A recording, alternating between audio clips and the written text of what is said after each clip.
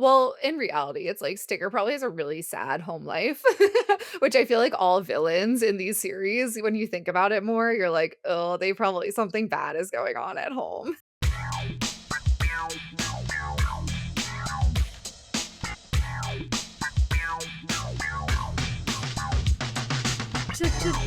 Changes. She's addicted. Guys, I love that song. Guys, welcome back to American Girl Talk and goodbye, Julie. Goodbye, comma, Julie. And hello, comma, Sarah. Guys, Sarah's back on the podcast. Yay. The crowd's screaming. The people are foaming at the mouth. The Beatlemania for like Sarah made me. So if you guys have been listening for a while, like you do actually know that Sarah was our first and only guest on the podcast for I think Felicity Learns a Lesson was the book that you did, right? Correct, yes. Yes. And so we've already kind of gone through, and guys, if you don't know Sarah yet, go back and check out that episode. It was great. One of the best, I will say, I think. Well, because one of my favorite Felicity books, you know. So Iconic book, iconic book. but, if you wanna know more about Sarah, you can go there 'cause, I'm sure you guys are getting a little sick of the introductions of the new guest every week, which is good news for you because all those people will be returning for the subsequent series, so you won't have to do introductions anymore. So, we have our, I like to say it's like the Daily Show correspondence kind of. So, we have our list of correspondence all set and ready to go, unless people betray me and don't wanna do it anymore. But Sarah, the one question we do have for you today is what is your favorite of the moment historical tragedy? Yeah, well, I was thinking about from when I was younger, and I thought it was a fitting one for Julie because I was obsessed with the 1906 earthquake in San Francisco, and they had, like, the big one, Ooh, and that's I a good. read this book, it was called, like, Paperquake, and it was one of those book I, like, randomly picked up from the library, and it was about this girl in present day who, like, moved into a new house and found these letters from a girl in 1906 who survived the San Francisco Sissy. earthquake, which feels like a very classic premise for a young adult book where it's like that, back and forth with, like, a history thing, you know, like, switching chapters, between the perspectives. So I was obsessed with that after that because I had no idea that that had even happened, as an East Uh-huh. Coast girl, so Did you ever read the Magic Treehouse books? yeah, of course. Wasn't there like a San Francisco like earthquake one? Yeah, of course. Oh, Magic Treehouse is But something I might consider covering, but I have no idea where I'd those get books any are of them. I feel like they're accessible. You're saying that like it's like they're a Is rare this book. is this just me or how many Magic Treehouse books did you read? Did you read them casually or were you like pouring through them? I feel like I read hundreds, to be honest, Okay. but I know there's So, no way that many existed. am I wrong that at one point they meet like Guinevere and Merlin is a dog? Yes. Does that ring a bell? That they have like a Yes. puppy that's Merlin in disguise? I felt like that was kind of Ye fucked up.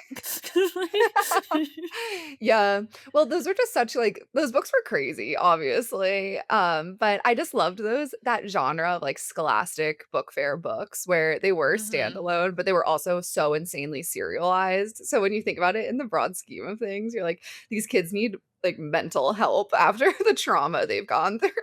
Well, what was your favorite like scholastic series?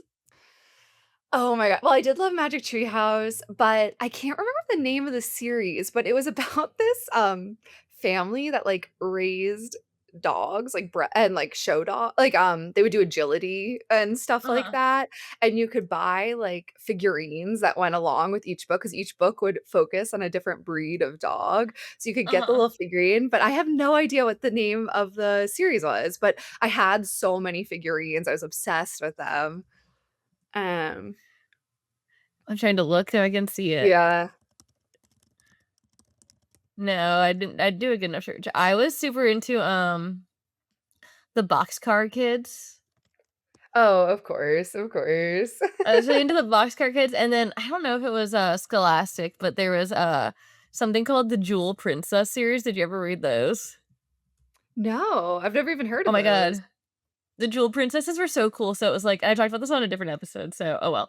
But Basically, there was, like, the Diamond Princess, the Ruby Princess, the Emerald Princess, and the Sapphire Princess, and they were, like, from the Jewel Kingdom, and their parents were the king and queen, and they got, like, basically their own little mini kingdom, and so, like, the Ruby Princess, like, lived in this, like, fire area, she had, like, a pet dragon, and, like, the Emerald Princess, like, lived in this, like, woodland, and the Sapphire Princess lived in, like, the Riverlands, and, like, the Diamond Princess lived in, like, this, like, ice castle, and it was, like, all about their, like, adventures and their, like, work like, basically their, like, public service work and their, like, running of a monarchy.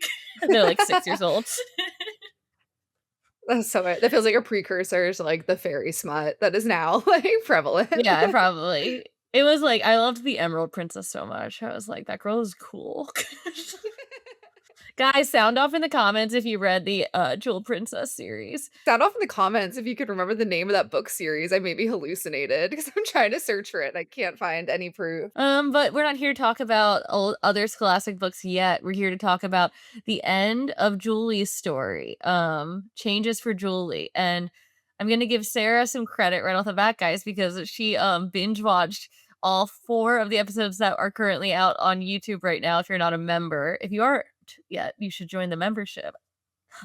But she watched the first 4 Julies at 1.5 speed last night to prep herself for Julie's tale.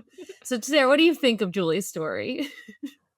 Wow, what a story. Well, so I do think it's so like you've talked about in the other episodes already, but it's just so interesting because it does feel like it's like I can talk to my mom about this, I don't need a Yeah. doll to tell me about 1974, but and it is just so funny because it just feels like it's such a reframe from trying to be like historical fiction to just like Yeah. she's just a girl.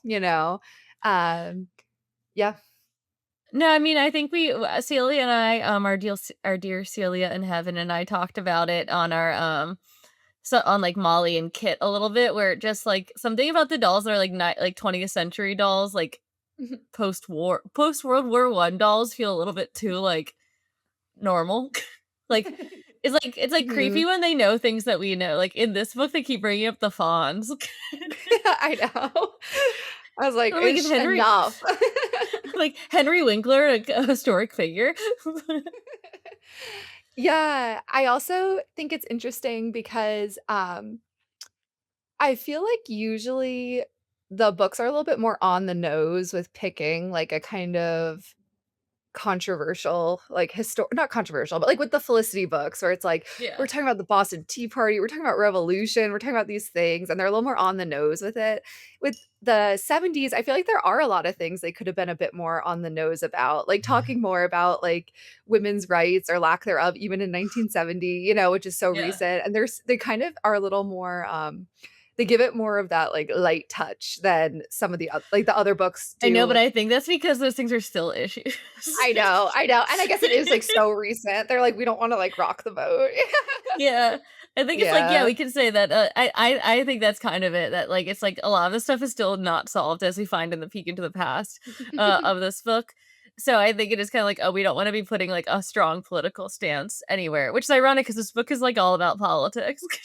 I know. I know. I also do think it's interesting I did ask my husband, who is a child of divorce, for his perspective on Julie's divorce, and I go, "What are the pros and cons of having divorced parents?" His first pro, he said 2 holidays, which I was like, "That sounds bad, That kind was not of." Julie's experience. I know, I was like, "Julie did not feel that way." It's been an interesting ride, I think, as the one person on the show who has read all the Julie books now. It's been interesting. I think I like these books more than I expected to because, I thought they weren't gonna be like I think there is a point, and this is just kind of also for, like, the audience in general, like, I think I'm definitely covering through Caroline, the American Girl doll, because I think that's fun and slay. But, after that, we might move on to something else just because that's, like, when they did, like, a rebrand of this, like, Be Forever thing, and the books, 1, get to be, like, long, long chapter books, and I think they kinda, like, lose the plot a little bit of, like, what I like in American Girl, because I kind of thought that that would be at this point, but it's like, this reads like a normal American Girl book, and, like, I was pleasantly surprised by the Julie series, even with, like I said, the fact that it felt sometimes a little too, like, topical. Yeah, definitely. Yeah, and it's just interesting to see, like, how they Like, to me, it clearly feels like Julie in her release was probably, like, an attempt to be like, "We have to stay relevant," you know? And then in Mhm. reality, the American Girl dolls that people care about and still remember about are the OGs, you know? So, I wonder if they Yeah. stayed more in their, like, true form, if they would have had more longevity. Obviously, they still exist. I know it's still a company and stuff, but I feel like it doesn't have the chokehold on, the kids that it did when we were kids. No, and I mean, this is some like you heard it here last, folks. They are re-releasing the original 8 American Girl dolls with like Mm, their like clothes and sets and stuff like that. So they're I taking didn't all the realize that. original girls, yeah, and they're all the ones that are in the American Girl vault. They're like letting out. They're letting the girls out. Girls Gone but Wild. And they're also Sarah. You probably saw this because you listened to Paige's episode that we're talking. Guys, Sarah, Paige, and I, be like a little trio in college. We're so cute, but but they're releasing like an adult Samantha book. Oh, that's haunting. I don't like that at all. Do Well, I you? think I talked about this on my original episode, but I had such a hang up with Samantha because in my school, all the, like, cool girls had Samantha, like, that was the popular Yeah. mainstream one to have, and I liked that I had a different doll, but then there was obviously a part of me that just wanted to conform to the masses and was like, "Ugh, I just wish I had Samantha." Well, Samantha always was like that girl, you know? Yeah. Like, I feel like Yeah. everyone who is like, it is like, yeah, she is kind of like the bitchy doll. Like, and she's not as a character, but something about the type of person who had Samantha, Yeah. besides Paige, because Paige said she had Samantha, that shocked me. That's As for shocking. like first doll.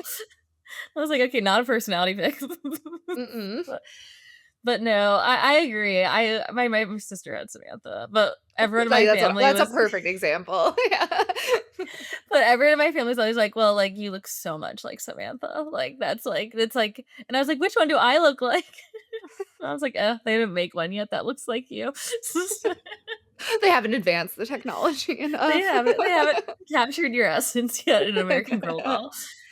But, no, I think we should just get into it. So, I would just do a little bit, I will say, like, as a note, so Julie has a new friend in this book, Changes for Julie, and, this girl didn't appear in any other books, and I do think having some more background on this girl would have been helpful.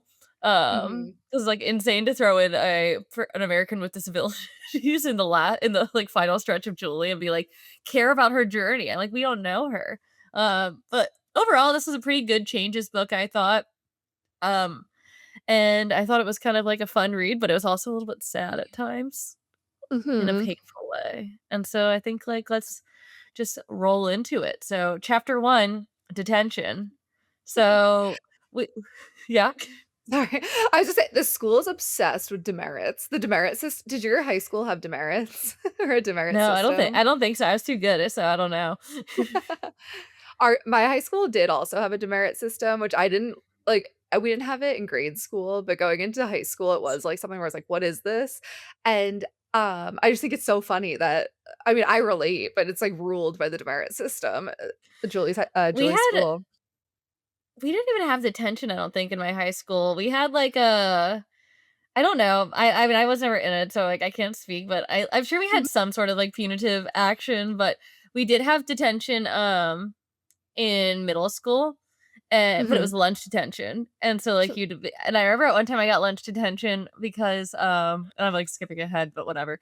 I got lunch detention one time because this was so weird, and in hindsight, I'm like, something was up. I was in music class, and I went to my teacher's desk, I was looking for a stapler, and so I went back, and there's on my teacher's desk, so I just went around the corner and grabbed it, and he, like, flipped out because like, there's, like, something on his desk he, like, didn't want me to see or something, like, he's like, "You should do that, like, that's someone's private space, like, that's, like, wrong," and he gave me lunch detention for, like, going to his desk, and I was so confused and, like, so embarrassed and, like, so sad, and then I went to go watch The Blue Angels with my dad, which is, like, you know, the planes, and I told my dad I had lunch detention, and my dad was like, "I can't believe you."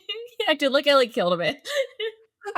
I'm, like, desperate to know what that teacher had on his desk. It's like he's been Me arrested now too. for, like, possession I of, know. like I, like, really wanna edgy. know.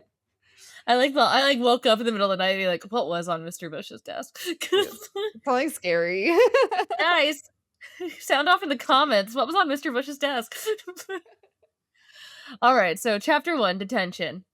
So we're back. Julie's in 5th grade now. So she's 10 years old and a lot has happened. Over the summer, she made friends with a blind girl named Joy. Oh no, deaf girl A named deaf Joy. girl. Deaf girl named Joy. Because she saw Joy walking a bunch of like silly little dogs out in their neighborhood and was like, could be a friend. Seems like a cool girl.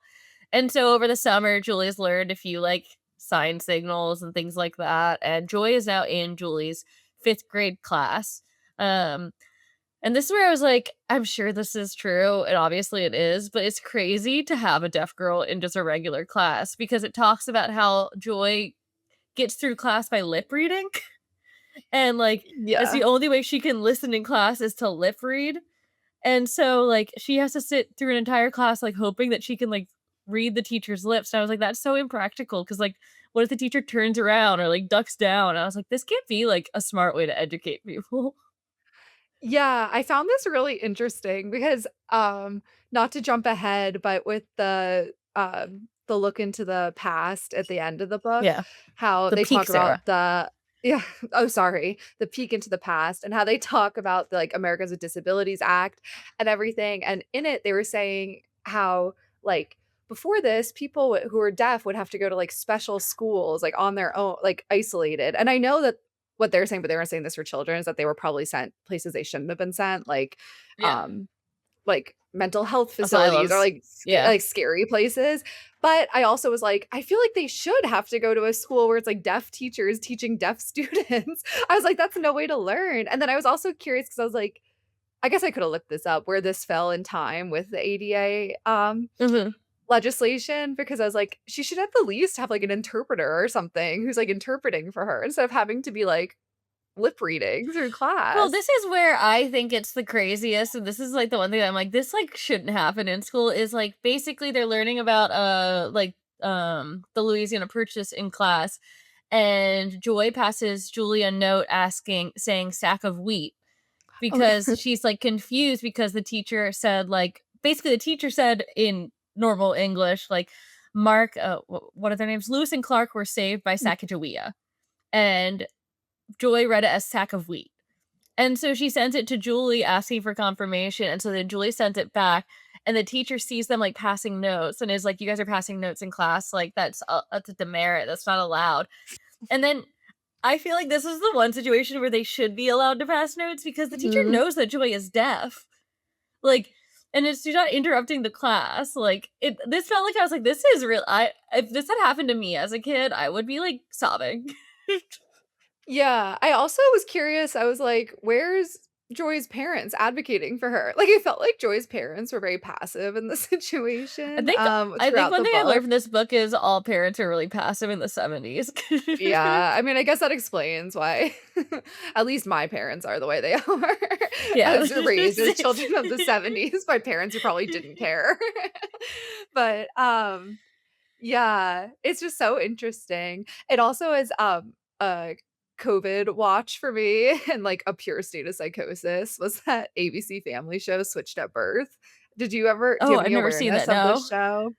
No. So, it came out and it's basically about, like, this girl is doing a genetics test as part of her, Of biology course. class to see, As like, we all what do. traits yeah, like, to learn about like, the whatever. So she finds out that her parents aren't her real parents during this process, and then she finds out that she was switched at birth at the hospital, and the girl who she was switched with, they find her and she, is deaf, and she's, like, really enmeshed in the deaf community and everything like that, and so this was also reminiscent of that to me, where I was like, "Joy needs a community of Well, other see what people who she can talk to, like, fluently." what this made me think of, was you watched Arthur as a kid, right? Mhm. So there is, like, the "And Now It's Time for Us" kids in the middle of the episodes.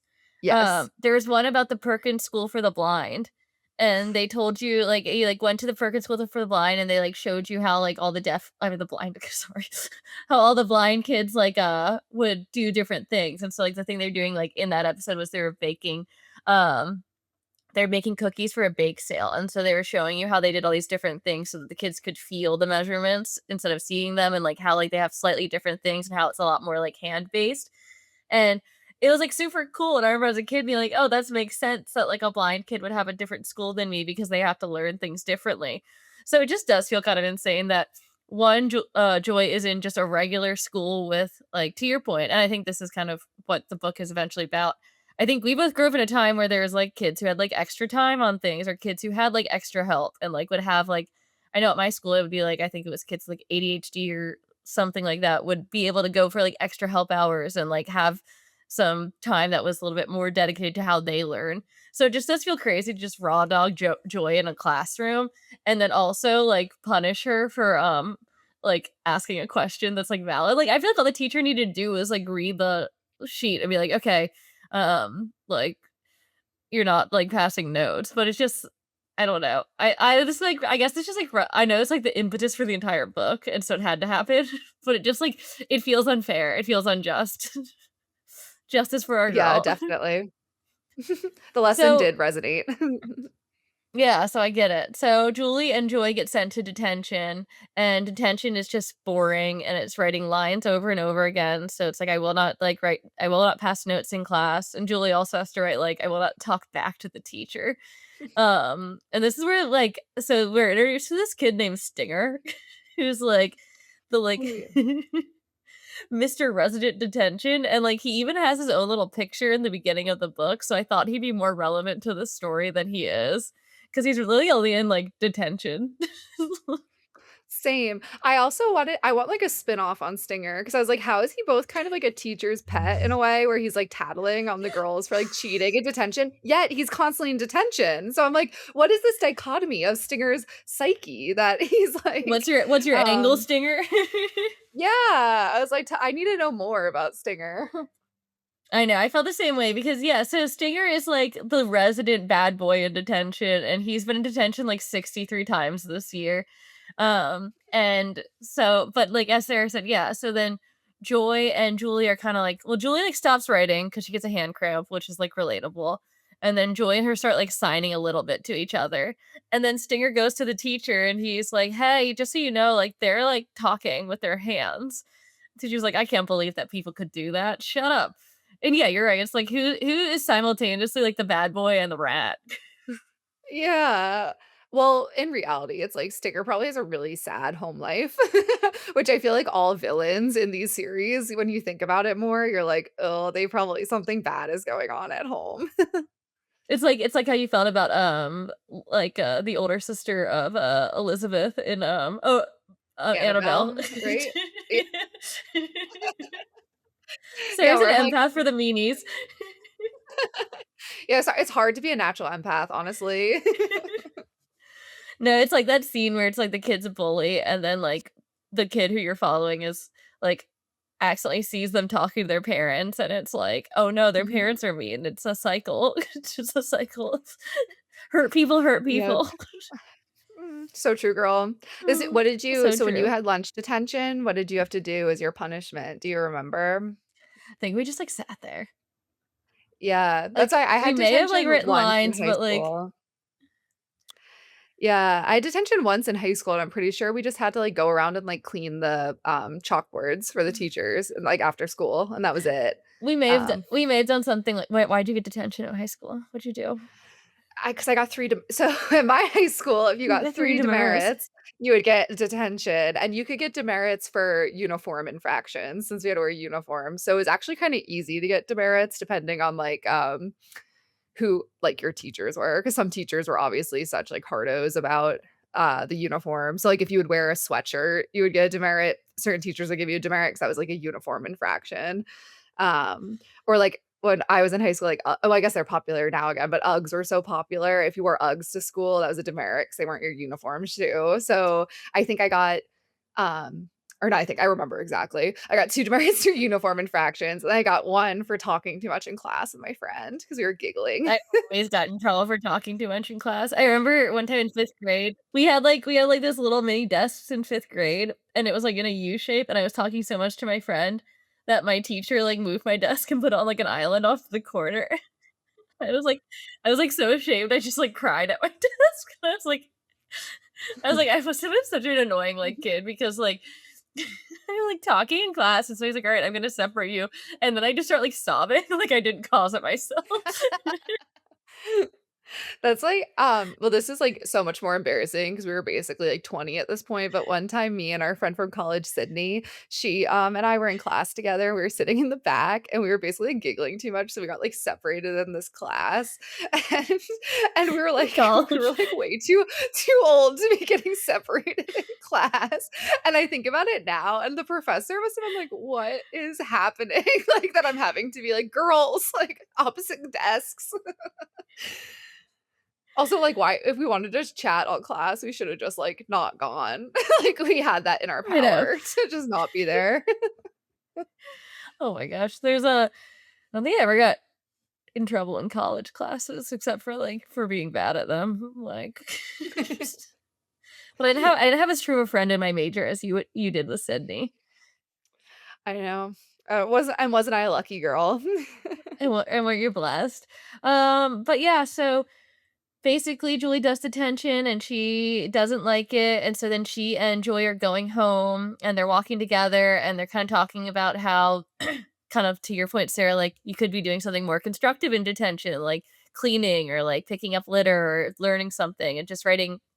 Basically, they're kind of like, what is writing the lies doesn't teach us anything, it just makes us annoyed. So this is kind of like a pointless exercise and a waste of time. And so then they part ways and they say like, "See you later, alligator." And then Julie accidentally signs after a while hippopotamus instead of crocodile. And I'm like, I feel like you can't do that. Like, I feel like it's like, I know, I'm are you looking looking up if at the sign. the hand signals are Yeah, because because I it's was like wondering that too. if they're similar, then I'll give it, but I have a feeling they're not that similar. You look up crocodile, I'm gonna look up hippopotamus. They actually are kind of similar, unfortunately. So, it's basically like where for crocodile, your hands are open, and for hippopotamus, they're partially closed.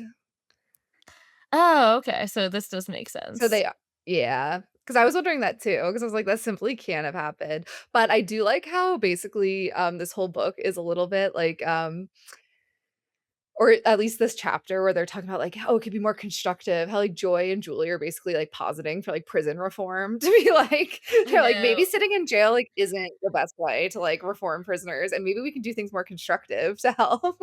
We'll get into this more when we get through the book, but I was just like, "You guys are such lamos." Like, I get why you're having I said, "Joy's deafness isn't the reason this election's going sour, it's because you guys are nerds." Like, also, as I was typing in hippopotamus, I came up with the the word that's a fear of long words. Do you know what it is? No. It's hippopotomonstrosoequipedalophobia. That's so annoying because whoever, like, was like, "This is the word for fear of long words." It's like, "Shut up." Yeah. I know, it's cruel. Um, but yeah, so after a while, can you do hippopotamus hand signal for us? So it looks like it's like this, and then crocodile Oh, is and like so this. crocodile's like this, and then okay, I Mhm. can see that. So, yeah. So they say goodbye, and then, Julie goes home, and like every like latchkey kid ever, she makes, microwave nachos, which made me really want microwave nachos. Did you ever make those when you were a kid? Yeah, of course. I actually in full transparency, I had microwave nachos yesterday. Did We this had book shredded make you cheese. want them? Yeah, it did. I had it as, like, an after dinner snack because I was Oh, reading it's so this good, book, and I isn't was like, "Ugh." it? Mhm. My sister used to make microwave nachos, like, every single day after school, or she'd make a quesadilla, but we weren't allowed to use, like, the stove, and so she would just make, like, a melted cheese quesadilla on, like, untoasted, like, tortilla. Yeah, my 2 go-to, were you did you have like, any adult supervision when you got home from school, or were you guys just, like, on your Mm-mm. own? Yeah, same. So I used to No. always do either I used to always make a bag of popcorn and eat the whole bag. And then or I would do yeah, the microwave nachos were a classic. Well, you know the classic, Schaefer family snack of cheese and pretzels. You just, like, cut off half A a block of you cut off half a true blook of peasant cheddar snack. cheese. You just give yourself a handful of pretzels, or if you got one big sourdough, and you just put them together and eat that. It's, like, my favorite snack, like, to this It's day. Even just thinking about that, I'm getting a dry mouth. Like, my mouth is, like, drying up as you're saying that. Okay, one thing I always thought was funny was my family, like, lived on, like, cheese and pretzels as, like, your snack, and, like, it's not the weirdest snack, but I thought it was so much more normal than it was. Like, I remember going to college and, like, making cheese and pretzels, and people be like, "What are you doing?" I was like, "What do you mean? It's like a little piece of cheese, a little pretzel, you eat it together," and everyone's like, "I've never done that in my life," and I was like, "This is the most normal snack, you fucking weirdos." Yeah, I just think it's so funny when you're, like, a kid because you obviously have no agent or most households, you don't have much agency over, like, picking your groceries or what food you have available, so it does feel like a true, like, forager situation. Like, I remember one time coming home from school, and I wanted, like, a cookie or something sweet so badly, and I ended up just melting, like, butter and brown sugar in the microwave and eating it. And I was like, "Perfect." Whereas now as an adult, I'd be like, "Well, I would just have cookies in the house." Like, I wouldn't Was it good? obviously, yeah. Actually today I'm making a Rice Krispie treats from the American Girl cookbook. Whoa. Guys, some reviews Ooh, coming up soon. Yeah, and Sarah, I'm gonna bring it when we go to Hot Springs so we can cook perfect. some stuff. But so Julie is eating her poverty nachos and Tracy hair freak comes in and is like, "Give me that." As all older sisters do. And she's like, "What's detention like in high school?" And Tracy's like, "I don't know, never bet, I'm too good." And she's like, "You," and they talked about it, and I think Tracy eventually is like, "Oh yeah, in high school they let us like do our homework or like practice something when we're in detention." And Julie's like, "That seems smarter and more like constructive use of my time as well." And then we kind of get a very classic, which is the only one you haven't seen yet, Sarah. They start talking about how Julie's watching Little House on the Prairie because it reminds her of her cousin April. Um, and they give a little plot exposition for the book that we just read, where like it reminds me of cousin April when we went on the wagon train for the bicentennial. And I'm like, because people talk like that. But yeah, they're watching the Little House on the Prairie show, and this part I did find deeply relatable. Julie watches it on mute to like see what it would be like to just have to like lip read. I was like, I feel like I would have done this as a kid if I had, like, a deaf friend. I would have been like, "Let me know your world." What I didn't find relatable is that Tracy didn't make fun of her more, because that's something that an older sibling, I feel like if they walked in on that, would be like, "You fucking freak." Like, they'd just be like, "You're so weird." Like, it's just something I feel like an older sibling would just, like, make fun of so much, and the fact that Tracy hair freak was just like, "Whatever." Yes, Tracy kind of balances the line throughout these books of being, like, kind of a classic, like, "I'm too cool for you, little loser sister," and then being very kind and patient. Yeah. I guess that's probably the Which, true older sister experience. it depends. Sometimes. I remember, when I was a younger sister, and when my sister was in 5th grade and I was in 3rd grade, we were at a Montessori school, so we were in the same classroom, and on the first day of Montessori school, my sister was like, "You don't talk to me, I won't talk to you, and, like, no one will know we're sisters." And I was like, "Give me money because the school has 12 people in it, everyone already knows we're sisters." That's She so was like, funny. "Don't cramp my style." So that's my experience with an older sister. Um, but yeah, so Julie is like watching Little House on the Prairie, and then we get to chapter 2, poster power. So we're back at school again, and we learn that the upcoming election is between current President Ford and up and coming newcomer Jimmy Carter. Just a young guy trailblazing. Just a young peanut farmer from Georgia. And so the school is like the kids are like, "This is so cool, we love elections. Ah, do you think we could, like, do a mock election?" And the teacher's like, "I'll do you one better, guys. We're gonna do a student body presidential election. So we're gonna have our own students run and do a mock election so you can experience the American democracy system." And they're like, "That's so cool." And then we find out that the guy who always runs and is gonna win is Mark Salisbury, who is, like, as cool as the Fonz, If you can as the believe book it. tells us. Picture this, yeah. And this always brings me to, like, the one thing that I've always felt with, Happy Days is, like, did Henry Winkler ever look cool? So, I thought it was funny, so when Julie says something being like, "Tracy has such a crush on the Fonz from Happy Days," I was, like, looking him up, and I was like, "Was this someone that people were like, 'Wow, that is a cool, sexy guy?'" Maybe I just have I didn't such a look him up. current day association of Henry Winkler, but I, like, did not He looks so old. now or in the No, show? as, like, the Oh, yeah. Fonz. How old I don't even know what Happy Days is about, to be honest. Do you understand the basic I premise? I think the basic premise of Happy Days, is it's just like, and I think I got some of this from, like, The Peak of the Past, is that it's, like, the 1950s Yeah, in America, so I think it's just, like, a return to, like, all those good old days. Like, I think it's just, like, a nostalgia, kind of. interesting. Yeah. Everyone think about it. Zero on Your Floor by Happy As I Days. it's silent for 10 minutes of dead air while we read about Happy Days. Yeah, he's Yeah, not cute. I know, I was like, "Interesting." I guess I did wanna talk to my parents to ask them for their perspective on Julie's life, but I didn't have a chance to because I feel like this is We can something talk I could some get we can have your mom on next have week. she's a guest. The Tell us idea of about the trying to get '70s. the idea of trying to get my mom logged onto the Boomcaster platform, that would take 2 hours alone, And just, so, like, a shot up of the nose. yeah. Just like So when I was in middle school It's funny because I can't even if I even asked my mom, she'd be like, "No, I'm not doing that." She's like, "I have a reputation to uphold."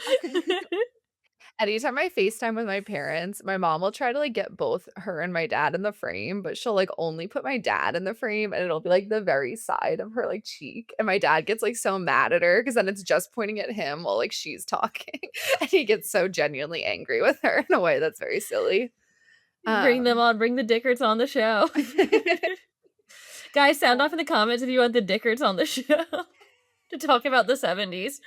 Um, but yeah, so Mark Salisbury is, like, the most popular kid in school, so he's running for president, and he has, like, campaign posters that's like, "Put a stake in my name," or something, and it's a play on Salisbury steak, and Julia's not amused by the play on words.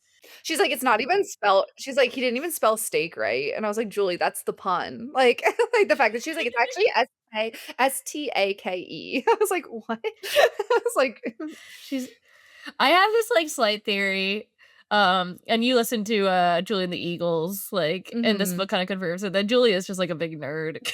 Yeah. Like, she I think she has trouble with social cues, just slightly. Mhm. Um, but so Joy and Julie are talking after their class, and Joy is like, "I think you should run for president on your Better Detention platform." And I'm like, "Yeah, what don't kids love rather than like you said, prison reform?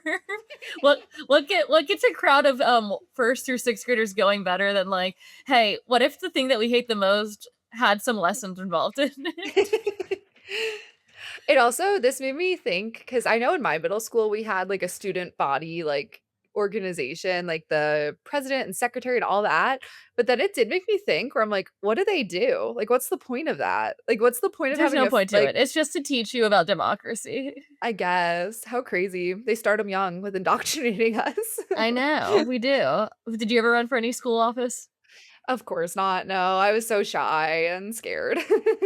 I ran for, what was it? I ran for, I think, president of my grade in, like, junior or senior and I think junior year or something, and I'll get to it, in a bit, but my speech went worse than Julie's, basically, where, everyone like, the 3 people who ran before me had, like, the exact same speech as me because, like, we were all uncreative, and it was like, "I'll do this, I'll do that, we'll make school so cool, da da da," and so when I got up, I, like, threw out my speech, and I was like, I mean, copy paste. You guys, like, I think any of us would be good at it, so just vote for who you want. I was just like, "I give up." 'Cause um, so they go and ask, Julie thinks this is a good idea because she's like, "You know what? I would love to change the school detention system from the inside out." And so they go to Principal Sanchez and they ask, and he's like, "Oh, you and your ideas again, Julie." Like, Julie's the Mm. girl who's constantly going to his office, like, being like, "Can we change this just for me?" Um, and he's like, "There's no explicit rules against a fifth grader running, so, like, have at it, girly pop." Uh, um, and so then the girls are super excited and they race home to Glad Rags, Julie's mom's store, to get some like art supplies so they can start making posters for the election. And they're going to be running, and Julie's going to be running for president, and Joy's going to run for her vice president. So they have a bunch of fun crafting and making all these signs. And the next day they get to school to hang up their signs. And Julie's friend TJ is like, women running for office? Like, what year do you think this is? Something that's not even happened yet? I think TJ is, like, in the Trump administration right now, you know what I mean? Like, And like, the fact TJ he changed his initials to JD. yeah. TJ is JD Vance. Like, the way like, the fact that he, like I just feel like he's someone who's, like, behind the scenes in, like, the Trump administration now, like but we'll get into that I more as don't we go disagree. on. I don't disagree with that because he is really skeptical about women running for office. And he's like, I don't know about this, but like sure, I'll help you out with some like I'll help you hang up one poster. So he helps them hang up one at the end. And um Julie and Joy are feeling really good about their signs. Like hee hee ha ha. They go to class and then like at like break, they go out and obviously someone has vandalized their campaign posters and done the classic like mustaches and like pirate badges.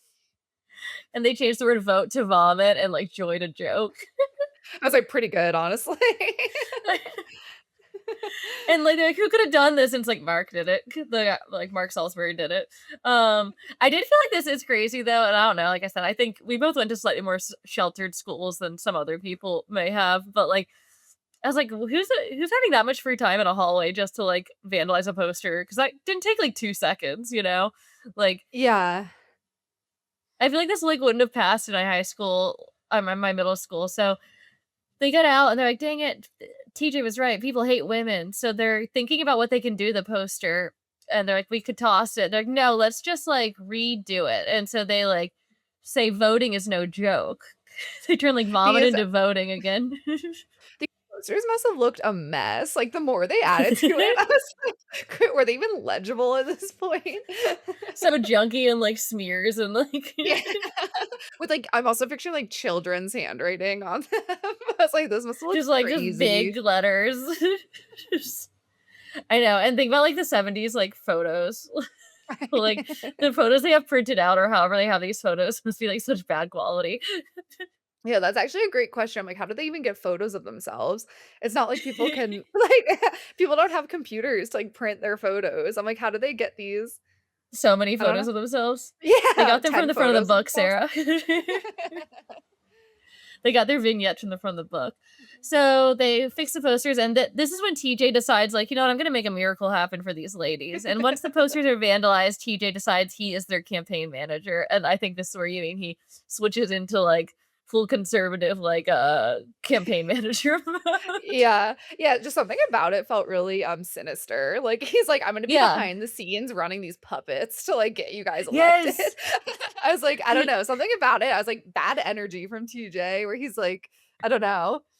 Well, I say it in the end, but it's good to bring up now. Like, I think we're missing an entire B plot of like TJ pulling the strings behind the scenes because spoiler alert in the end, like it's still not entirely clear to me how like Julie pulls through on Yeah. this.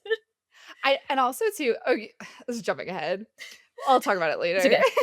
But he just, like, Okay. he executes some stunts where I was like, "How did a 5th grader do this? Like, when did he get the time and And we don't get resources any to execute information on this?" it. It's No. crazy.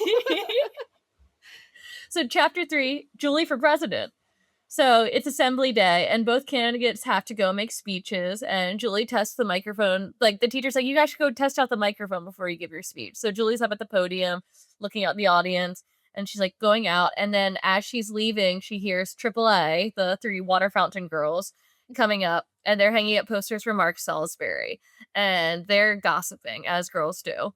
And they're talking about how Julie doesn't have a shot in hell at winning this because basically they're like because Joey is such a weirdo because she's deaf. They're like, no one's gonna vote for Julie because like Joy makes people uncomfortable. And so Julie's hearing this and she's getting like upset, rightfully so. And then like Joy appears and she's like, "Hey, what's going on?" And Julie's like, "Shut the fuck up."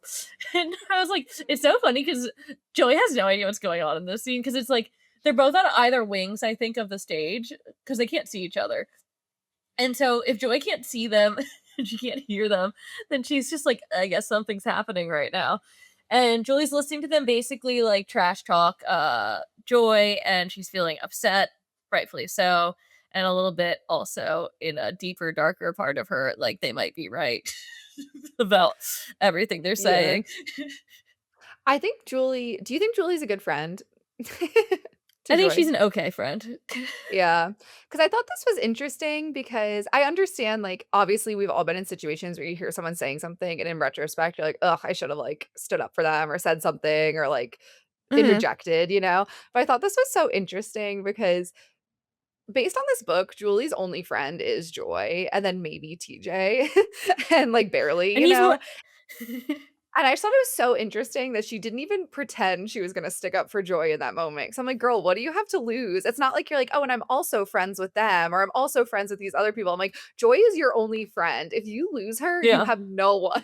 I'm like, "Say something." I just thought that was crazy, and the fact that this actually impacted her, like, thoughts on Joy, where I do understand, obviously, when you're a kid, you're so, like, susceptible to, like, that, like, peer pressure and everything like that, but at the Yeah. same time, something about it just felt crazy to me where I was like, "Come on, Julie."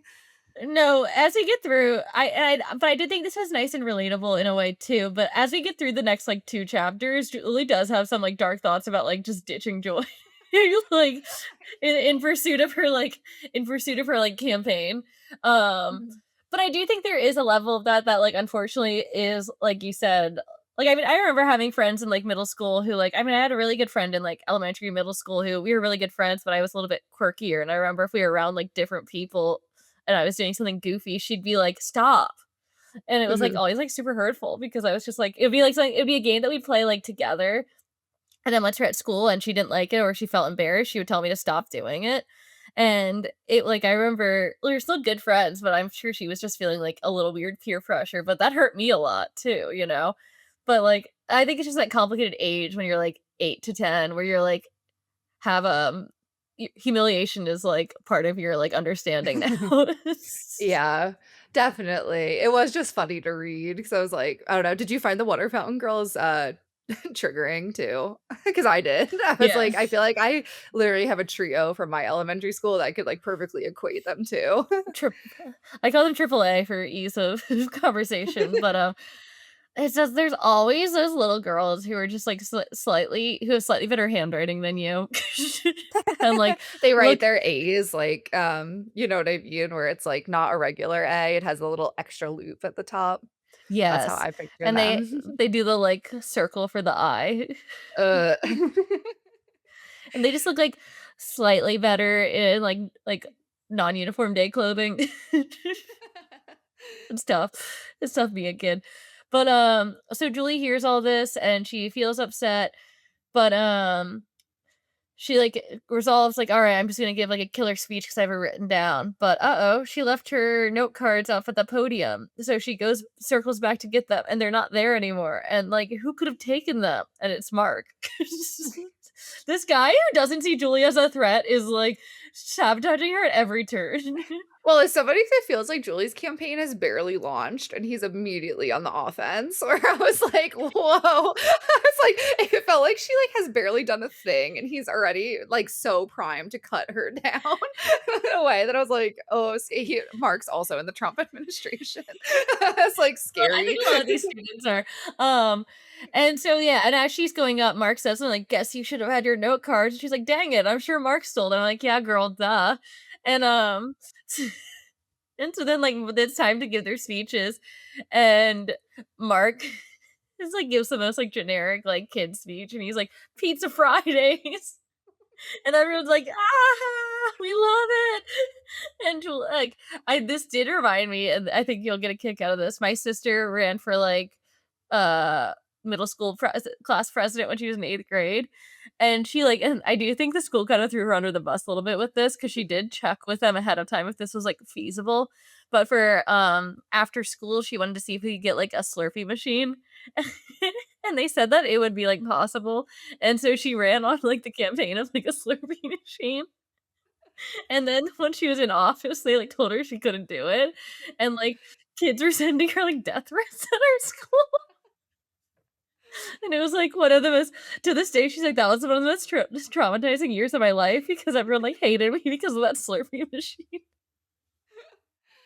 That's what I mean, though, like, my memory of middle school elections were, like, basically just kids promising they were gonna get, like, food and drink incentives for the students, Mhm. and then having no 'Cause ability to what else can you execute on do? them. Yeah, but they couldn't even execute on that. I'm like, "What I know, was but no one the" told them. It's politics modeled, Sarah, in real life.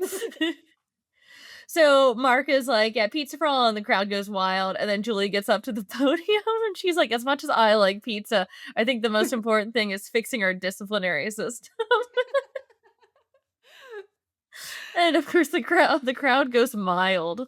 It's and, like, no one enjoys the speech. Everyone's, like, kinda except Stinger starts leading, like, "No detention, no detention," and Julie's like, "Oh, no, only the bad kids like my speech."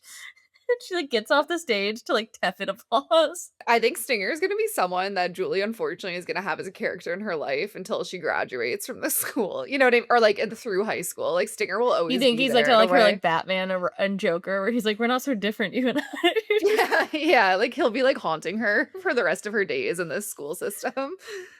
I think so too. I was gonna say I like when American girls are humbled a little bit. So I Mhm. like that this, because I was reading this and I was like, and I mean we were only halfway through the book, so I thought there's going to be more to it, but I thought it was like, and then Julie spoke from the heart and everyone clapped. It's like, no, Julie didn't remember her speech. She did terrible. Yeah, I liked that too, it felt very, it humanized her.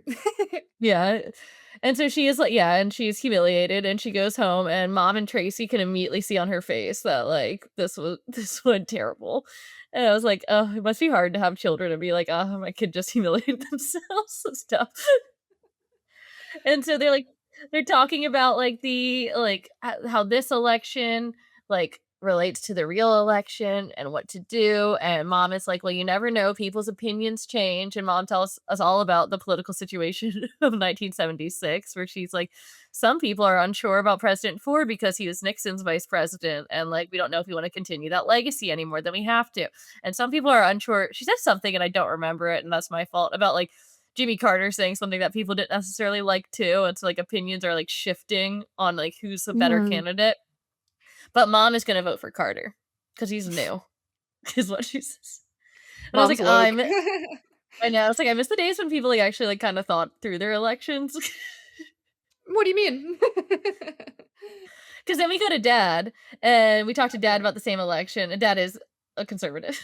No surprise Of there. course, He's yeah. like, "I'm gonna vote for Ford most likely," but he does say he's waiting for the debate to make his final decision.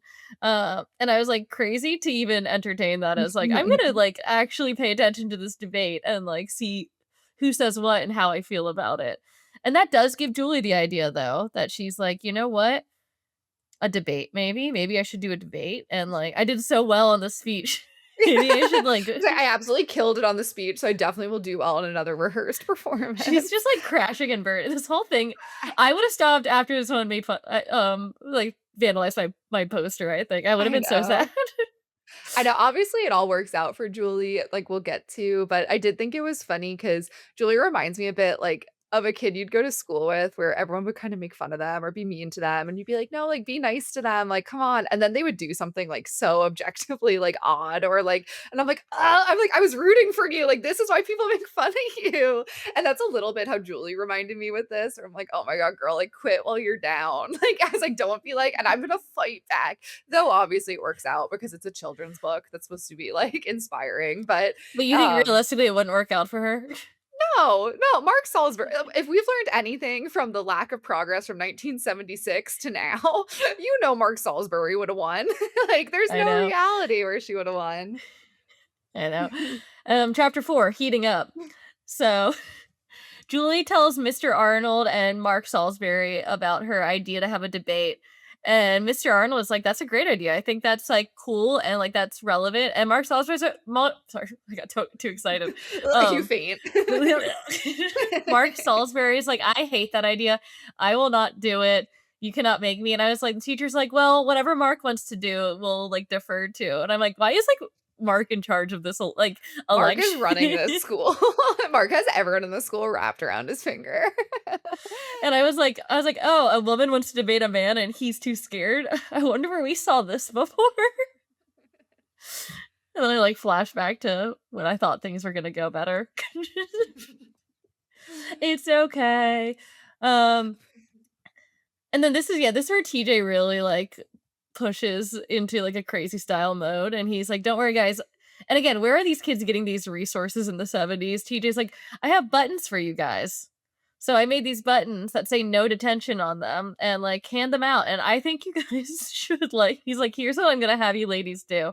You're gonna stand out beside the buses and meet and greet the students and tell them about your campaign." He's like, "Come on, dolls, like, let's do this." Yeah, like, He's like, "Where are my girls at? Come here. it feels like he's Fix your dress." yeah, it feels like he's like a Dick Cheney type, like, propping up, like, George Bush Senior, you know what I mean? To be like, Yeah, "Do my dance for me, puppet." Yeah. it reminds me of the song in Chicago, the Reach for the Gun song. It's like a puppet. And he's like, "Don't worry, you guys do this while I do some other stuff in the background." So Julie and Joy are handing out buttons, and Julie's trying to tell kids about her campaign, but like no one's listening. Cause like, yeah, I wouldn't either. I like no one likes to listener to this day.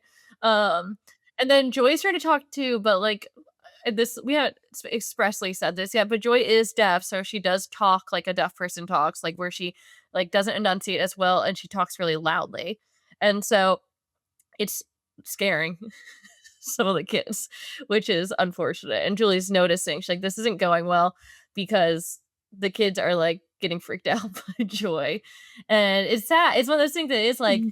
I mean, I think we've all been, I won't say all of us, but like, I think as a kid, you are guilty of being like hesitant of things that you like don't understand, you know? Like, I had not a similar situation, but I remember I went to a friend's pool, like family friend's pool in their neighborhood, and I was playing with this girl who was deaf. And like when she first started talking, it was like I was 6 or something. It was like surprising to me because it just I had never heard like a deaf kid talk before. And just like the cadence and it being louder and not what I was used to. I remember it did like spook me a little bit at first, you know? Like and then I kept playing with her, and we had, like this is my Julie and Joy story. We were playing pool games, so I didn't really need to talk that much. We were playing, like, Barbies, and so we ended up, like, getting into, like, our own little thing, and then, like, afterwards, I didn't care that she talked louder than me, but, like, I remember initially being like, "Oh, whoa, found the wrong person to play with." And then I, like, realized that it wasn't that different, but I think that is a lot of the situation with kids like this if they've never been exposed to it, so, but Yeah. Julie's clocking it. And this is where I think Yeah, you think that Julie's this a is bad a friend. I do, like, I do I understand it. I too have been in situations where I've been the one who, like, friends are embarrassed of, and I've also been the one but being embarrassed of friends. Like, you know what I mean? Where you're like, where it's you can tell one of your friends is like, "Stop that," like, you just talked about and Yeah. everything, or, like, the other way around, or you're like, We "Oh my had a god, why friend are like they that in doing college who that?" told us to stop that when we were just hanging out, the 4 of us. You guys are being so embarrassing. It's the 3 of us in a room. Um, but I still am like, she is your only friend. If you don't Yeah. have her, you have no one, Julie. Like, I don't know. And I just guess like Julie seems to like be so like self-righteous that I'm like, is this where you're gonna be like not self-righteous? Is when it's like Well, I your think friend that's who's what she's different. wrestling with. I That's think so she's true. wrestling with that because I I think everything she has done over the past year, hashtag Julie's journey. She has like gotten on the basketball team. She has like saved the Eagles. She has like proven herself to be woke feminist. And I think she is like internally having like an ego death over the fact that she is having trouble with this because she like thinks like in her darkest thought, like maybe TJ would have been a better vice president. And like that's exactly He's what like, "He TJ he he. wants. Like, my plan is working." Yeah. He's like, and I Do you picture TJ in, like, a little suit this whole time? oh Like, that he's, yeah. like he started wearing, like, a little, like, button down and, like, tie to school. He Like, starts as he's using a briefcase instead of a backpack. Yes. Eating candy cigarettes. And so she, like, she feels bad that she even thinks this, which I think is, like, relatable, and she goes home and she talks to Tracy Hairfreak, and Tracy offers, like, no real, like, constructive feelings about this. She's like, "Yeah, sometimes elections are hard, man. Like, You do you. I also like how And Tracy she was kind of like, "It's only gonna get worse, kid. Like, you're gonna get to high school, and they're gonna make fun of you just for your basic appearance." Yeah. she's Which like, I "Yeah, was and you like, wear the so wrong shirt in true. high school, so buckle up." Yeah. She's like, "If you can't handle this, you can't handle high school." So then this is where she's kinda like, I like, maybe I should ask TJ to switch." She's like, "Nah, that would hurt Joy's feelings." I'm like, "Yeah, that would destroy Joy." Like, um, and then next day at school, someone stole her soliciting idea. Mark. This guy, I it's did just think that like was funny too, like, Julie thought that was such a, like, such a, like, revolutionary idea where she's like, "I can't believe he thought of that too," or he obviously did get the idea from her, but I'm like, "Girl, it's not like that, like, creative of an idea," but I whatever. know. She's a child. But, she is a child. But yeah, so now Mark and his VP are standing outside greeting everyone, and it's going way better because Mark is so cool. And Julie's like, "Damn it, this sucks." But TJ's like, "Don't worry, Julie, I've got something cooking in the background." And Because he's of put up all course these he signs. does, yeah. I know. I'm like, what is he doing? Is he, like, not sleeping this week? Like, He's just, like, snorting lines of Adderall, hasn't been invented yet. He's doing it. He's like he's on coke. he's also, he's, like, her campaign manager, but he's running none of this by her. He's just, like, he's like, all they go into the school, and all around the school, there are signs that say, like, "Where's the debate?" Where, like, he's like, "Where's the debate, pussies?" Like, and he's like, "I put these signs up, like, at midnight, like, all over, in everyone's flyers." He's got this whole thing going. And so now there's, like, peer pressure because now everyone's, like, rumbling, like, "Are we having a debate? That would be cool to have a debate." And so, much like in, 2024 or 2025, Mark caves to the debate and decides he's going to debate a woman. Um, and so the school organizes a second assembly on the fly. TJ has orchestrated this all behind the scenes. He is running the school now. Um, and they do a debate. And so we listen to a fifth grader and a sixth grader debate.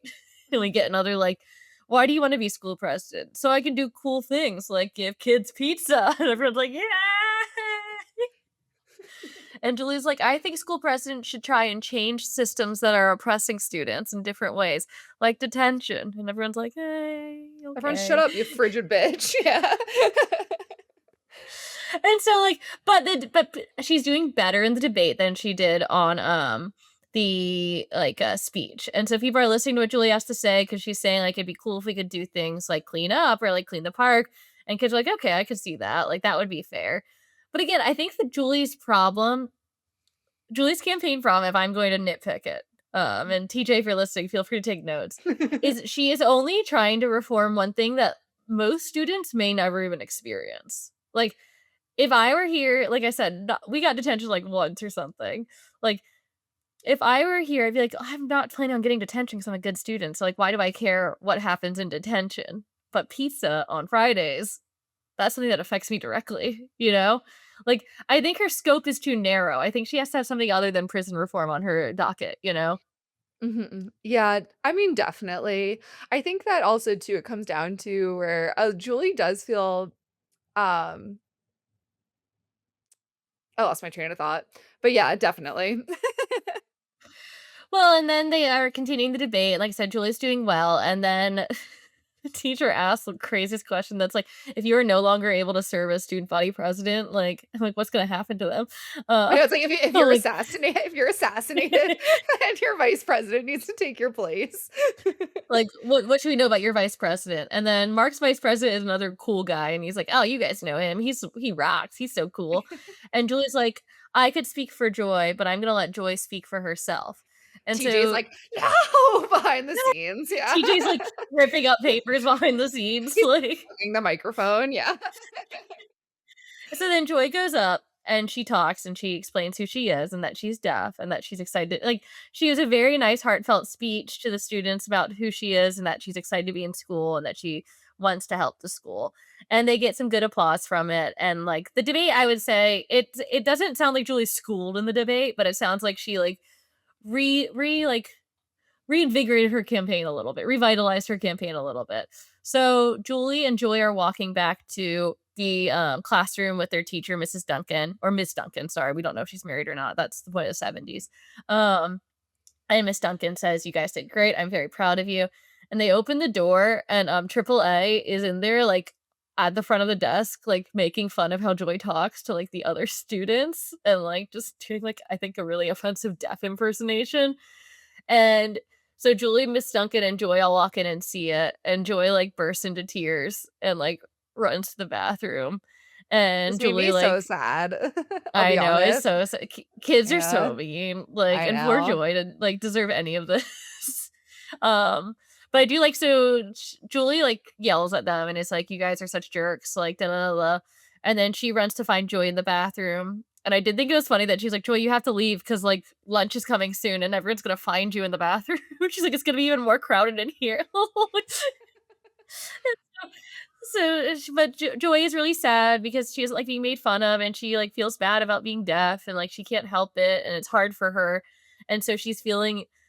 And Julie doesn't really know what to say because Julie like no Julie kind of tries to relate. Says, "When I first started here last year, those same girls made fun of me, but it's like different, because it's like Yeah. they made fun of her because she was the new girl, and now she's not, so they're not making fun of her. Whereas Joy's always going to be the deaf girl. Mhm. Um, and this part did make me sad because I don't like kids can be so cruel. I know. It made me sad too. I also just feel like this made me be like, did I know we'll get to this in, like, 1 second where Ms. Duncan does discipline them, but at the same time, I was like, "Why did none of the teachers in this school do any preemptive action to be like, 'Hey, kids, like, you might not have met a deaf person before. We're having a deaf kid, like, join our school. They're not different than you, blah, blah, blah.'" It feels like there was no, like, no one's been, like, Prep prepped or, no sensitivity disciplined prior to preparation. this. Yeah, Yeah, and I was like, yeah. "Why have none of the adults, like, acted like adults?" I mean, classic '70s, I guess we're that's the true lesson of these books is that adults were doing a bad job at, like, being, role models in the '70s, but, that just also confused me because I was like, I don't know. I was just like, "I don't get this," a little. No, I mean, it does feel like I think, like, some of the stuff, like I said, I understand to the level that, like, the ADA system wasn't set up yet, so I understand things, like, almost, like, with, whatchamacallit, with, like, okay, like, ADA accessibility at places that, like, that Mhm. was kinda like, "Oh, we need to do things for that." But it does just feel like a humanity no-brainer to, like, be like, "Hey, this kid," like, I don't feel like you need training to know that, like, you should explain to kids who might be, like, especially at the age they are, that, like, they should be sensitive to someone's disability, like. Yeah, or even, like, I remember when I was in school, and even then where it was, like, not, like I mean, I feel like when we were growing up, it wasn't, like, a woke time, you know what I mean? But I Yeah. remember someone joined our school who's just from another country, and where like, growing up where I did, that wasn't, like, a very diverse area, and I remember before they started, like, the teachers being like, "Oh, we have a new student who's coming from a new country, and blah, blah, blah, and here's, like, a little history about their country, and they're gonna do a little, like, introduction sort of thing about, like, where they're from and everything." And, Mhm. I'm like, could the teachers not have done that? Could no one given Joy even, like, a fighting chance at, like, I know. acclimating? It just made me so sad ultimately. I know, because it's just like, I don't know, Yeah. I've never been that I've never had a disability like that, but, like, I've been embarrassed as a kid, and I've had people make fun of me as a kid, and it, like, Mhm. sucks, and it makes you feel sad, and especially, like, I imagine if it's something that you have, like, no control over, like, I mean, I was like, I've told you before, like, I was bullied in, like, middle in elementary school, and, like, I would walk in on people, like, talking about me or, like, making fun of me, and it sucked, and, like, that was just because I was annoying, like, that was kind of my fault, if I'm being honest. Like, some of it was self-inflicted, but I didn't have anything I couldn't change and that already made me feel like an outsider, so, Mhm. Joy leaves the bathroom and goes to the nurse's office, and Julie goes to lunch, and then um, finds out, yeah, TJ is basically like, "Oh, don't worry, those bitches were punished." And Julie's like, "No, I didn't want more TJ's punishment like, of the old stuff." I've orchestrated this behind the scenes, and there will be You ever heard of repercussions." Guantanamo Bay? But He's like, it's "I have like an idea. this You know how we're talking about prison reform? I have an idea," he says. he's like, "Don't worry, they're gonna write lines for days." And Julie's like, "No, that's not what I want." And he goes, "But don't they deserve it a little bit?" And he's like, "Come on, Julie, just this once." And it's like, I do think it's funny because Julie's like frustrated for her friend, but then like the same type of punishment comes up. And she goes, "This isn't what I want." She's like, "Oh," she's like wrestling with that. Like it's almost like that like death penalty argument where you're like, "I don't like the death penalty," but then it's like some like horrible serial killer, and you're like, Mhm. "Kill him." you know. We're like, only in this case. But, so they go to lunch and Julie tries to see if Joy is still at the nurse's office, but Joy has gone home because she's so sad. And Joy's mom probably has no idea why Joy probably just walked home. Like, Literally, Joy just left and walked home, and her mom said, "What are you doing home early?" Her daughter's do you remember sobbing, the and she said, "I wanna be alone." And her mom's like, "Okay." do you remember the thrill of, like, going to nurses and then being able to go home early? Oh, nothing better, and I think about it now as a working adult where I'm like, if I was my mom like, if I had a child and I got a call, it's like, "Sarah's here and she has a stomach ache, she needs to go home." I'd be like, "Oh my god, like, fuck this kid." I'd be like, "You're ruining my day." Having to leave work early, take time off, drag my ass home for me just to, like, watch TV and, like, sit. I mean, when you're not that sick. I Suck know, it but up, it was so Sarah. nice. It was. Chapter 5, The Election. Bum, ba, bum, bum, bum, bum. So we're pick up after lunch. We're still at school, same day, like mise en scène. And they're in the library for a class trip, and Julie's, like, still wondering, like, what she can do, like, to fix everything in her life, and she sees the language book section, and she's like, "I have a great idea." So she looks in the language book section, she finds a book on American Sign Language. So she goes and she checks it out, and the woman's like, "Why are you getting this?" She's like, "To talk to my friend who's deaf better." And again, I'm like, "Does no one know there's a deaf girl at this school?"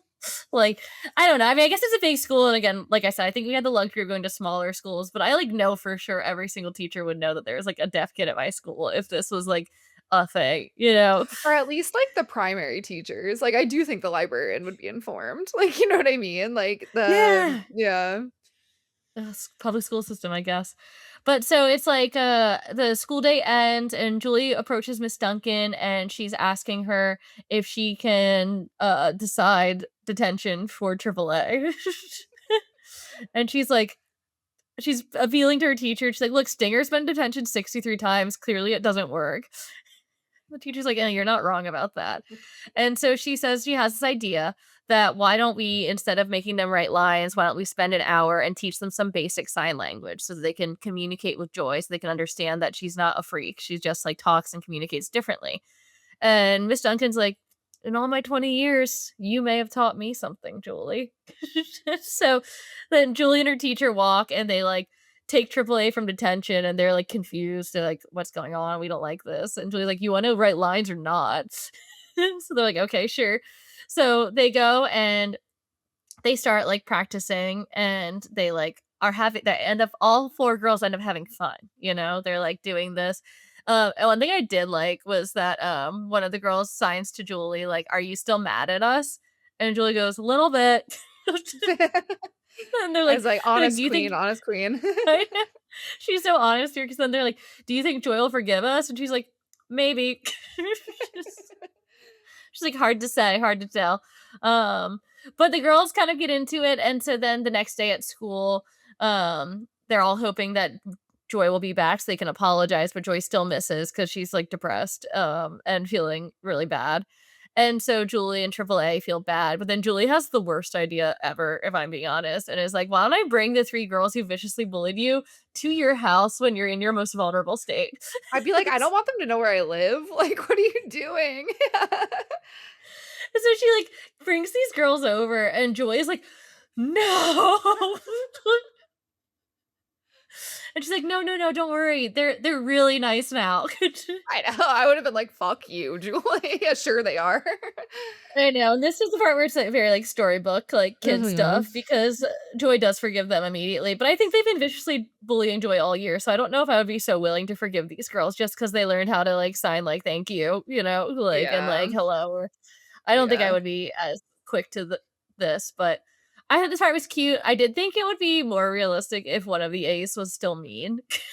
Like, if Mhm. one girl was like, "This is stupid, I don't wanna do this," and the other 2 were like or even if just one of them did it. I feel like all 3 of them being so gung ho to do this was just a little bit like, "Okay, this is a little neat and wrap for a Sure, story," yeah, you know? But they're all best definitely. friends now, so it's all good.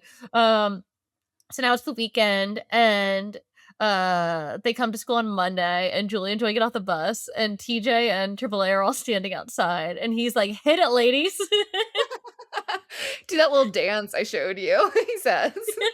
He puts makeup Don't on forget their to cheeks. smile. He's like, "Da, da, da, He just like da." he just slaps their cheeks and puts some rouge in it. He's doing the He's just dance, like, like behind that like, to remind them of the steps. he's he's mom. And so they came up with I have no idea when these guys got together again.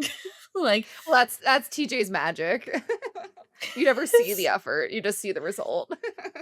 yeah, so TJ and AAA have come up with a little song and dance for Julie and Joy's campaign that's like what is it? I wrote it down because it's stupid. If you're happy and you know it, vote for Julie, jump for joy. And I'm like, oh god, this is so bad.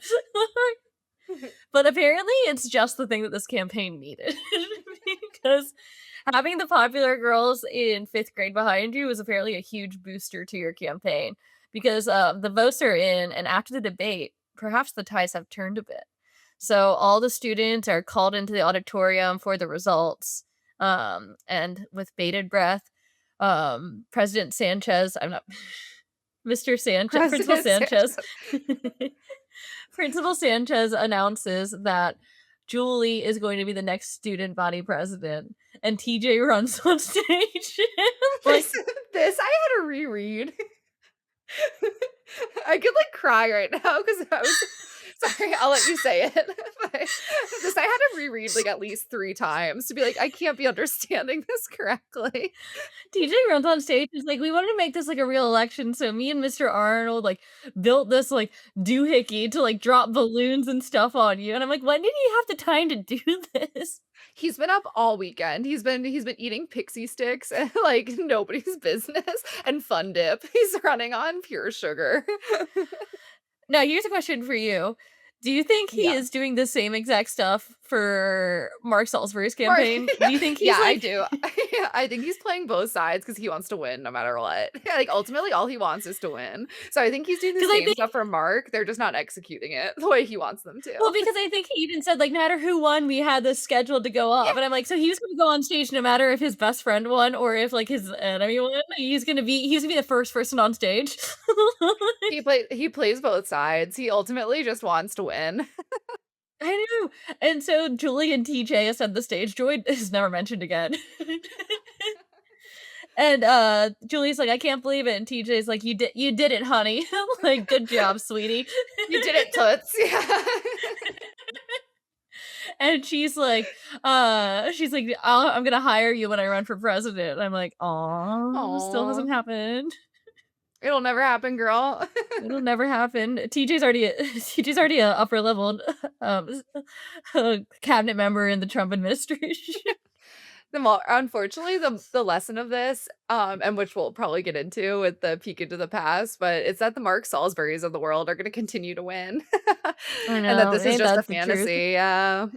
This is just an American girl's fantasy. The end. We have finished Julie and her journey. And now, yeah, we get into peek of the past. And I said 1976 is eerily similar to 2026 because it talks about how Jimmy Carter wins the election, but America was facing hardships like inflation, job losses, jobs moved overseas, and an oil shortage. And I was like, oh God, No! we're in 1976. We look um, outside and it's like, it's in black and white. Yeah. Sepia tone. And President Jimmy Carter encouraged everyone to use alternative forms of energy, and we still haven't gotten over that hump yet. And that's what I learned from the Speak of the Past is everything that we are struggling to do then, we are still struggling to do now. Um, Mhm.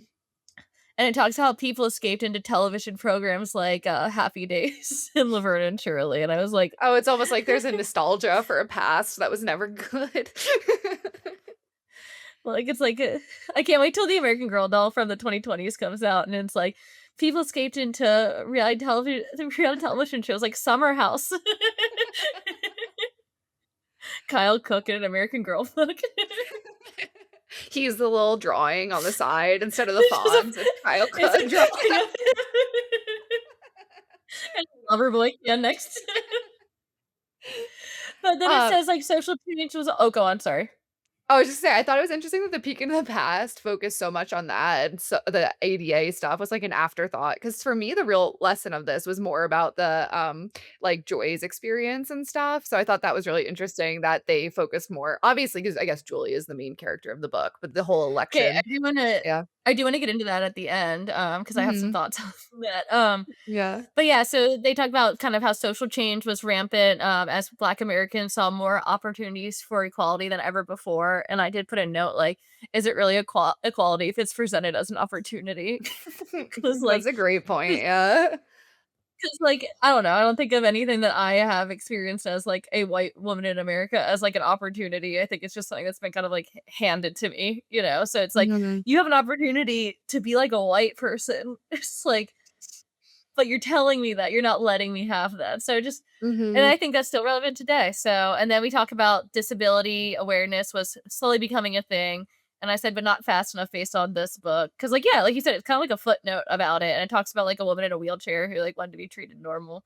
Um, and kind of just like the work of disabled Americans to kind of get things in place, kind of like we have now. And I will say, of all the things that America didn't do in Speaking of the Past, I think the thing we did best was Americans with disabilities because, like, if you've ever been to another country, like, they do not have nearly as much, like, accessibility for, like, bathrooms for disabled people or, like, ramps or just general, Mhm. like, general ease of, like, disabled people, like, to, like, fit into society and be able to do things without needing too much help because it's just built for them to do things. So that's the one credit I'll give America in the Speaking to the Past.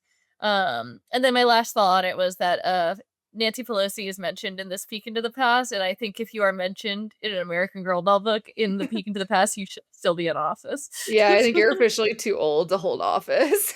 Yeah, imagine a book about 50 years ago. Um, and then I guess, like, for just some, like, final thoughts on it, and this is what I wanna say a little bit was, I was kinda surprised that based on all of this, and this is maybe hashtag is Julie a bad friend, that her campaign wasn't more about, like, making learning more accessible for other kids too, because, like, this whole thing started because Joy didn't understand what was happening in a lesson, and that is never once kinda mentioned in the book as, like, a real deterrent, when it could be, Yeah. like you said, it could be, like, having the teacher even having Joy have, like, a class, like, I don't know, it's one of those things where it's like, if you have, like, a extra special education teacher who, like, could go with Joy for 30 minutes after class and be like, "Was there any" like, in sign language, like, "Was there anything you didn't understand?" And she could ask questions and, like, do that. Or even just, like, have her own, like, printed out sheet. Like, I thought it was interesting that, like, Julie's whole campaign was so self-involved because she was in detention and not because Joy had trouble learning. And I thought it might have had a nicer lens to the book if some of what Julie was campaigning for was about, like, Joy's struggles with, like, being in a regular class as someone with a disability. Yeah, well, I thought it was interesting that Joy wasn't, like, more of a friend of Julie's throughout the whole series and that she wasn't one of the spin-off dolls. Like, I know Yeah. Ivy was also, like, different than the typical, like, American Girl doll, like, meaning she wasn't, like there weren't that many American Girl dolls that weren't just, like Asian. because they're yeah, I was gonna say not white, but then there obviously You can were say not it. white American Girl dolls, so then I got confused. Um, but yeah, she was so I thought that was good, but I was like, why didn't they also make Joy a spin-off doll or something, and like kind Well of go into her story more and more of her stuff, but because honestly, Ivy really is, like, a real side character. She's only really, like, Mhm. super present in Happy New Year, Julie, or yeah, Happy New Year, Julie. And all the other books, like, because of the divorce and her being, like, a, like, part-time friend now, like, not in, like, a mean way, like, it's not like I don't know, I think, like, there are some girls, like Felicity and Elizabeth. Like, Elizabeth's in a lot of books and does a lot of things with Felicity, like, Kit and Ruby, like, I think that makes sense because they hang out a lot in, like, all the books. And then, yeah, Ivy is a little bit more of, like, an auxiliary friend, and so I think you're right, where I think it would be cool, especially for, like, deaf kids to have a doll that is also deaf. Yeah. My deaf Yeah. doll. She can't hear. But overall, I thought this was a cute book. I thought it was a decent changes, although I, like, did say I don't feel like, Julie herself had too many changes. Like, I think it was interesting for me reading the Julie books because in the first 3 focused so heavily on, like, the divorce and, like, Julie adjusting to that, and then the last 3, like, didn't even mention it. And I do wish there was still a little bit of a thread of, like, Julie, because it's only been a year since her parents got, like, divorced, so I'm sure she's still adjusting, but I did think it was kind of a nice full circle because the series starts with her not feeling like she fits in and being like in a new school and a new environment. And I think like having her become class president by the end shows that she is like officially fitting in and ready. Yeah. There's no mention of Hank in this book, which I was a little bit disappointed because I like to rag on him, and I my suspicions weren't confirmed. Like I was hoping that mom would be like Hank Goody mom's live-in boyfriend by Yeah, this. Like no. it's like I woke up and, like, Hank was making breakfast for the family. That's Yeah. what I thought was gonna happen. I thought it was gonna be like it's casual, like mom and Hank are Casual. together now. But overall, I enjoyed the Julie books. I did think Joy should have been in another book or two, just to establish her character. But as I said in the beginning of this, I enjoyed Julie more than I expected, and I'll be sad to see her go. But Sarah, what do you think of your first Julie book? Yeah, I felt similarly. I liked it. It obviously felt crazy since it doesn't feel that different than present day. But overall, I like Julie's story. I can imagine like that for some people who maybe, yeah, having a doll who is like going through their parents getting divorced and things like that was probably really relatable for kids of our generation and younger. And I liked it. But obviously, I think Julie is a little, like, loco, but I think all these girls are a little loco. So, Yeah, yeah, I would have loved to see more joy in the other books as well. more joy. More We joy love more and more joy. and isn't that the the lesson learned of this? More joy. More joy in our American Girl books is what we want. But guys, if you like this episode, then share this with your friend who's a campaign manager. Share this with the teacher that gave you detention. Share this with the boy who is in detention always and might be in your life for a little longer than you expect. Share this with the most popular kid from your middle school. Share this with your friend who you pass notes to in class. Share this with Nancy Pelosi. And guys, if you like this episode, don't forget to like and subscribe and comment. Yeah, share this with friends. If you want to be a part of the membership, like I said at the beginning, it's super cheap for the first year, which is the only tier I'd recommend signing up for because I haven't figured out the other two yet. So I'd be stealing money from you. But on first year, you get episodes early, new and early. So I would love to have some support on that if you would like to. It's super fun.